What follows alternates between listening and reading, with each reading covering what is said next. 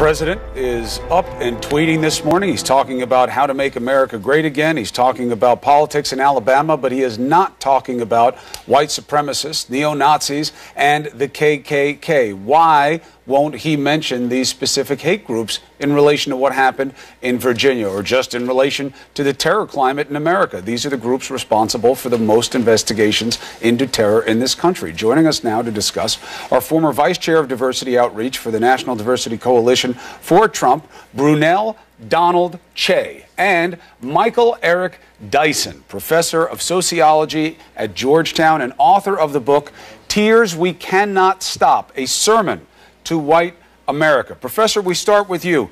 What is your analysis of what the president did and did not say?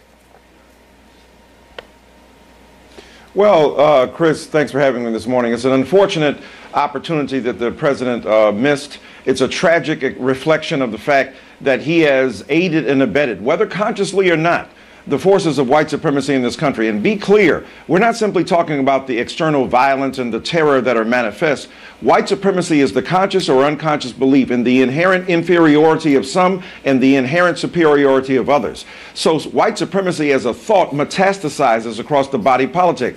The president had the opportunity to say clearly and directly, I am not part of this. I do not have truck with this. When David Duke, a white nationalist and separatist, reaches out to try to support me, I repudiate his support, and I suggest that in America we are not towing the line of white supremacy, but we're opposed to it. He had the opportunity to use the bully pulpit of this country to say there is a violent history of terror exercised against many others, including especially African American people. The resurgence of neo-Nazism under his own administration suggests that they find comfort and succor in a president who refuses to be explicit. That was a missed opportunity because it's an expression of a deeply entrenched ideology of hate and animus toward African American and others that needs to be explicitly repudiated. Brunel, you spent a lot of your time fighting injustice, the idea that this is a problem on many sides, said the president, suggesting that those who are fighting against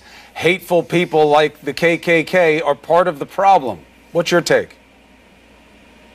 Good morning. God bless you, and God bless America, Counselor. Thanks for having us here. What I'll say to you is this. I'll go with an example. You know, you come into your home as a father and you see 3 kids fighting. The first thing you're going to do is stop the fighting. The second thing you're going to do is condemn the fighting. And then the third thing you're going to do is find out, get to the bottom of what happened. That's the same thing here that the president did. He disavowed any bigotry, hate of all kinds, any kind of extremism, after the police, of course, broke all this up. And then the third thing he did was say, look, I'm going to send Jeff Sessions down here to investigate.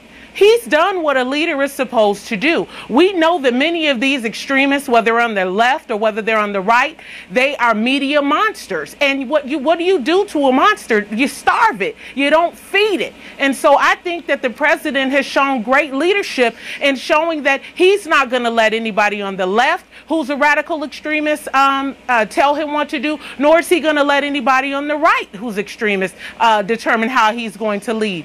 Our president he basically got a situation where there's been so much division in the nation, and him blanketly disavowing all bigotry and hatred, I believe, is the best thing that he could have done for this nation. Professor? Well, let me say this. First of all, let's shift the analogy because your metaphor is insufficient. Let's talk about a burning house. You come to the house. One person is an arson trying to start the fire. Another is a fireman trying to put it out. What Trump did was essentially reinforce the status quo where the arson is really firebombing the house, and another group of people are trying to put that fire out. Number 2, Martin Luther King Jr. was called an extremist by a group of Alabama clergymen that led him to write his famous letter from a Birmingham jail. He said, at first I was disturbed to be categorized as an extremist. He said, it doesn't matter if you're characterized as an extremist, it's what you're an extremist for. He said, Abraham Lincoln was an extremist for justice. He said Martin Luther was the same. John Bunyan in his jail was the same. Amos was an extremist for justice. So if you're an extremist for justice, that's fine. If you're an extremist against justice, if you're a white supremacist, there is no such thing as a false equivalency between Black Lives Matter Matter, which grew out of the movement to repudiate the acceptance of the fact that black lives did not matter and that black kids were being killed and people were being killed in the street, versus white supremacists whose idea is to subvert and undermine the very patriotism that this country supposedly rests on. So this notion that the president has to come and then adjudicate between competing claims, Black Lives Matter on the one hand,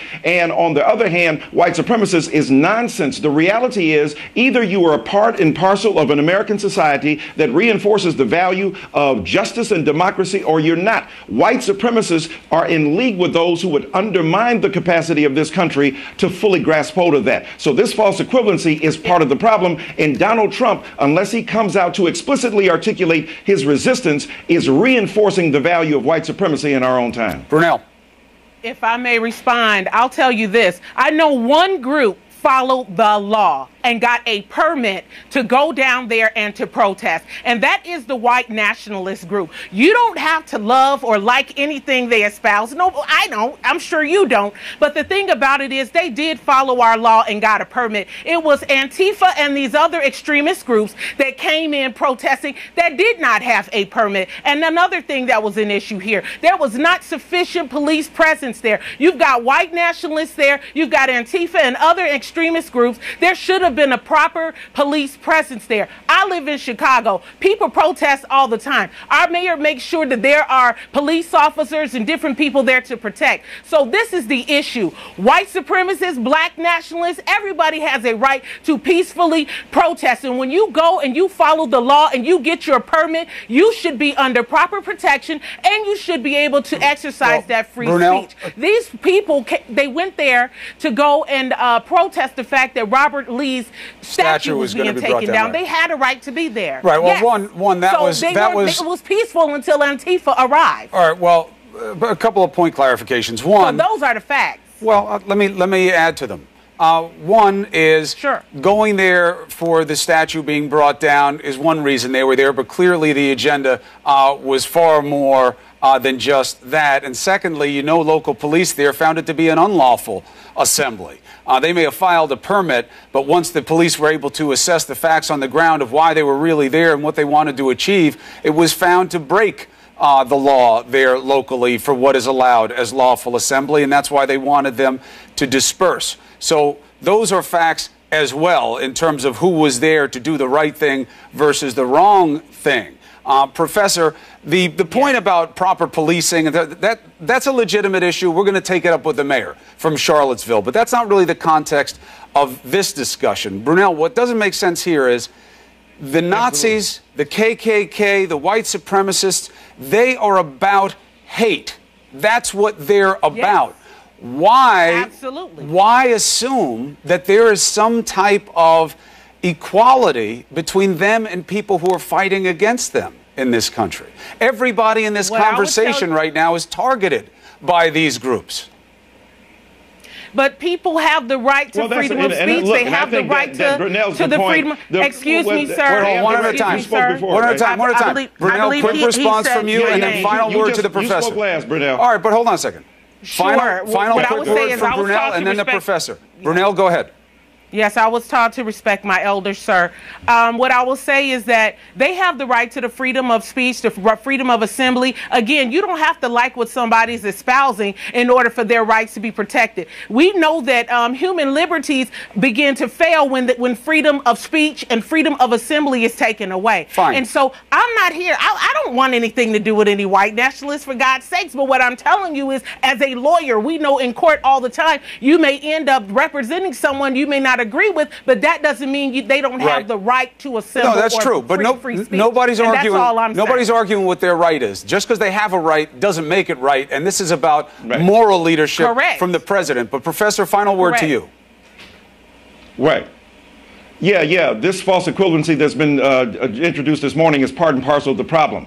Our other guests' viewpoint reinforces the status quo, which reinforces white supremacy. And your point is that, look, there is no false equivalency between those who are opposed to hate and those who will foment it. Those who are articulated conception of American democracy that is full and vibrant versus those who are narrow and pinched in their conception of what it is. That's why even a black person can reinforce white supremacist ideology while people who are white can undermine it. And what we have to understand, it's not about white versus black. It's about right versus wrong. And white supremacist ideology undercuts the value of American democracy for all of us. And unless the president stands up to suggest that this notion that Black Lives Matter on the one hand and white supremacist groups on the other are equal is part and parcel of what we have to fight in this country. And until he says that, we will continue to have this problem in America of domestic terrorism. All right. An ugly situation, to be sure. On both sides is wrong.